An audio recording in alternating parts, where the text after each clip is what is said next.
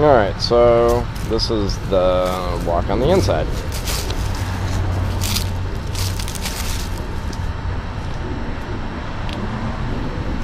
And there was significant cracking already going on in this house.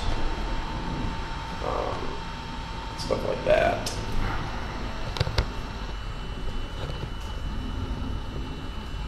like that. This big old crack going all the way across the ceiling.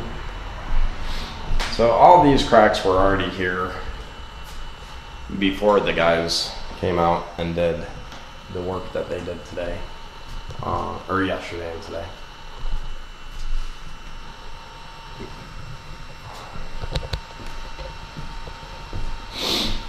So there's the chimney that they did, helical piers on both sides of.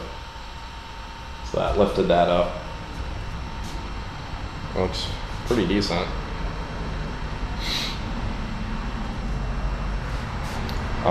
This is the area that was really kind of suffering the most. So we got a little crack that runs all the way down. And that drywall mud that you're seeing on here was probably put on, I don't know, 5-6 years ago or more.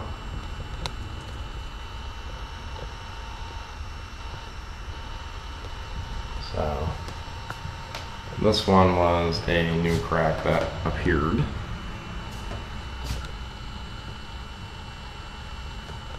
And my video hopefully will help someone who's going to have this done, this process done, understand what to expect. Because I probably had a little bit of false expectations in it, thinking that it was going to just, lift everything up and make it all back to normal, I guess. This room, I feel like is much better. A little crack going across the ceiling.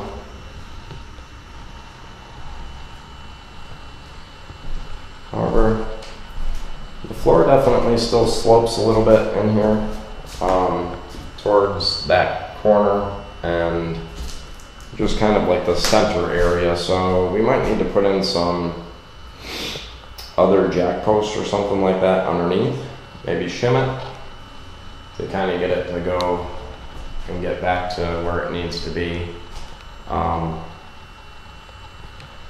Standing here and looking at this window, it does look a little bit out of square.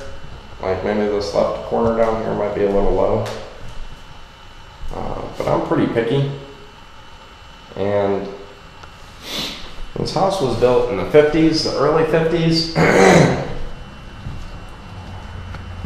So expectations should be that this is only one step of an entire process, right? That entire process being multiple stages of repair. The next thing that's going to happen is a mason contractor, a masoner, a brick mason guy will come out and take care of all the brick stuff outside and make that look pretty, unlike this kitchen. And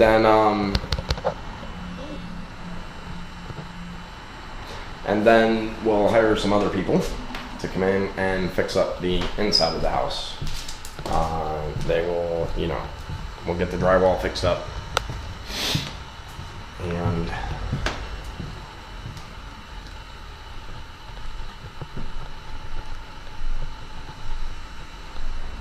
once we get all the drywall fixed up, actually no, excuse me. So it'll be brick mason, then roofing and windows,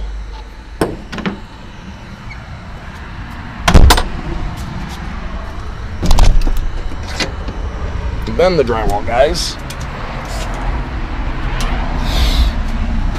and last but not least, the renter. So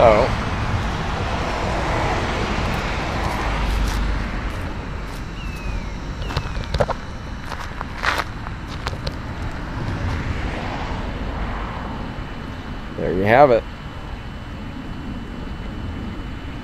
One house, 12 helical piers.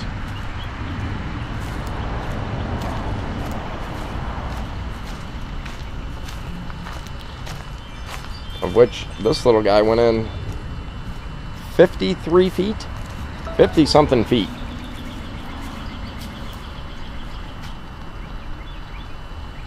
The craziest thing is, still to me, is this garage door.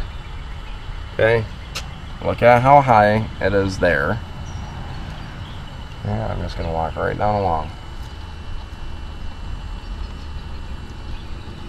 And you notice, oh, it's right at the glass. Let me pull back so you get a full feel for that.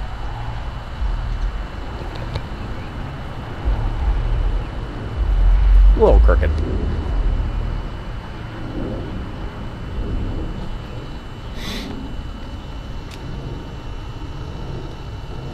I also had a, maybe I'll show you this. I had a little bit of a hiccup with a water line back in here. The main water line that came in to the house was coming right through there. And when we were excavating that area, we did hit the water line. And that's mostly my fault. I didn't make them aware of where anything was. Gas line, electrical lines, well, those are aerial, but you know what I mean. And this particular pipe, or type of piping, this gray pipe is called polybutylene. It's a really shit type of material. It didn't last very long in the industry, I don't think, to my understanding.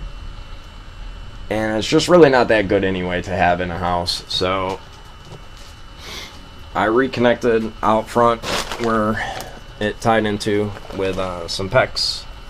And then I like to put the PEX supply line, or any PEX that's buried, basically, into like a piece of 1.5 PVC. Just it makes me feel better.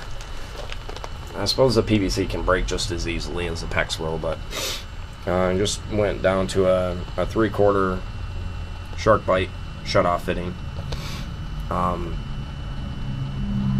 And the reason I didn't finish connecting it is because I'm going to rip out the rest of this polybutylene and just go back in with PEX. It's fairly simple, not that hard to do. I don't like that. And there's not even very much. You know, the house has one bathroom, one kitchen, a couple hose bibs, and that's it. Alright guys, so there's